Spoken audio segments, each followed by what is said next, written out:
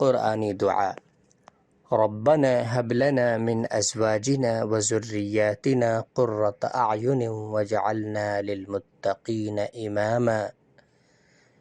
اے ہمارے رب، ہمیں ایسی بیویاں اور اولاد عطا کیجیے جو آنکھوں کی ٹھنڈک ہو، اور ہم کو متقی لوگوں کا رہنما بنا دیجیے۔ قرآن کریم کی یہ دعا سورہ فرقان کی آیت نمبر 74 کے اندر مذکور ہے۔ اس دعا میں اور اس سے پہلے کی 11 آیتوں میں اللہ تبارک و تعالیٰ نے عباد الرحمن یعنی اللہ تبارک و تعالیٰ کے نیک بندوں کے 12 صفات و خاصیات کا ذکر کیا ہے، اور اس کے بعد اللہ تبارک و تعالیٰ نے اس آیت کے اندر 12ویں اور آخری صفت یہ ذکر کی ہے کہ جو اللہ کے نیک بندے ہوتے ہیں وہ اپنے لیے، اپنے اولاد کے لیے اور اپنی بیویوں کے لیے یہ دعا کرتے ہیں۔ اپنی اولاد اور بیوی کو نیک اور فرمانبردار بنانے کے لیے ہمیں اس دعا کا اہتمام کرنا چاہیے۔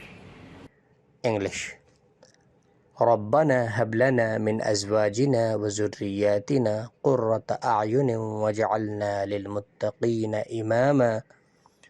Our Lord, grant us from among our wives and offspring comfort to our eyes and make us an example for the righteous. This dua is mentioned in Surah Al-Furqan, ayah number 74.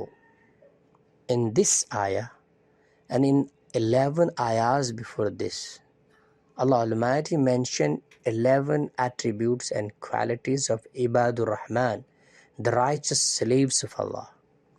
In this ayah, the 12th and last attribute is mentioned that they keep praying for themselves, their wives, and their offspring.